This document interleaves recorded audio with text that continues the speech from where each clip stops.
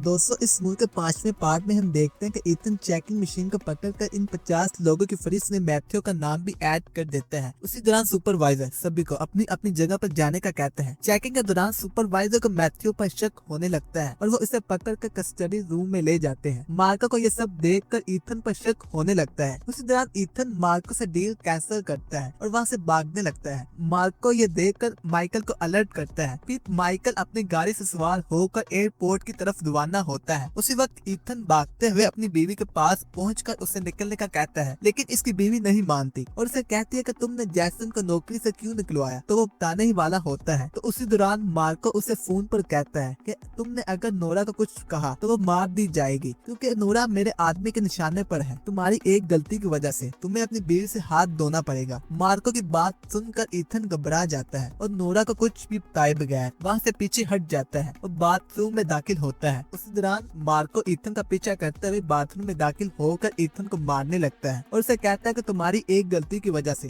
सब कुछ बर्बाद होकर रह गया। लड़ाई के दौरान ईथन भी मार्को पर जवाबी अटैक करता है। उसी दौरान ईथन मार्को की गन पकड़कर उसे धमकी देने लगता है और उससे कहता है कि अगर तुमने कोई चालाकी दिखाई तो मैं तुम्हारी ही गन से तुम्हें उड़ा डालूंगा। तो उसी दौरान मार्को अपनी डिवाइस से बटन दबाता है और ईथन को कहता है कि 10 मिनट में इस एयरपोर्ट में मौजूद हर इंसान मारा जाएगा। सूटकेस में मौजूद जहर टर्मिनल के जरिए हर जगह फैल जाएगा, किसी के भी बचने की कोई गुंजाइश नहीं। तो ईथन इसकी बात सुनकर कहता है कि ये डिवाइस बंद करो, अपनी बंदूक नीचे करो और तुम चाह कर भी मेरा कुछ नहीं बिगाड़ सकते। प्लेन के 250 लोग बचाना चाहोगे या एयरपोर्ट के 10,000 लोग, जबकि दूसरी तरफ आज क्रिसमस भी है और लोग बढ़ते चले जा रहे हैं। मैं चाहूँ तो 1 से 1.5 मिनट में ये डिवाइस बंद कर सकता हूँ। अगर तुम बेहतरी चाहते हो तो मैं जो कहूँ वो करते चले जाओ, मगर किसी से बात मत करना कि ये क्या हो रहा है। फिर ईथन मार्को की बात सुनकर वहाँ से बाहर निकलता है और भागते हुए एक कस्टडी रूम में दाखिल होने लगता है, जहाँ मैथ्यू से पूछताछ की जाती है। ना चाहते हुए भी ईथन कमरे में दाखिल होता है और जैक को मारने ही वाला होता है। इसी दौरान मैथ्यू वहाँ मौजूद पिंसल को पकड़कर जैक पर अटैक करने लगता है और उसे मार डालता है। उसी दौरान ईथन मार्को से कोड पूछकर सूटकेस खोलता है और मार्को की मदद से किसी न किसी तरह से टाइम बॉम्ब को बंद कर देता है। उसी दौरान एक सिक्योरिटी गार्ड कमरे में दाखिल होता है और ईथन से पूछता है कि यहाँ क्या हो रहा था, दरवाजा क्यों नहीं खोल रहे थे। तो ईथन उसे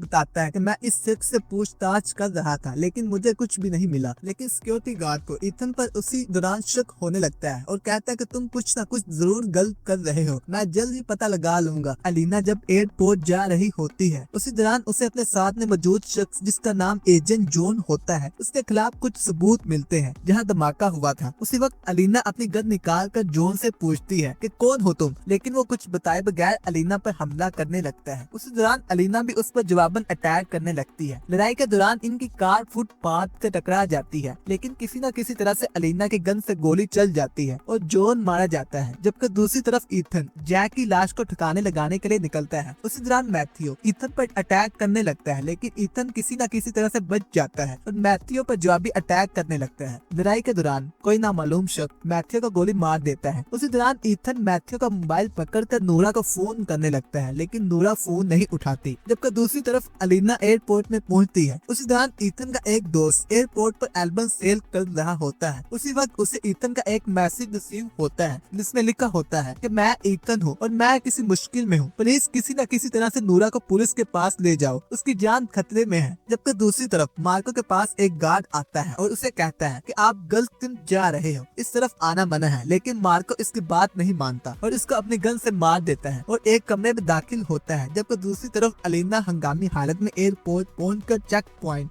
इंचार्ज से ईथन को फोन करने का कहती है, लेकिन ईथन का फोन नहीं लगता। इसी दौरान एक शख्स आकर कहता है कि ईथन नीचे बेसमेंट हॉल में है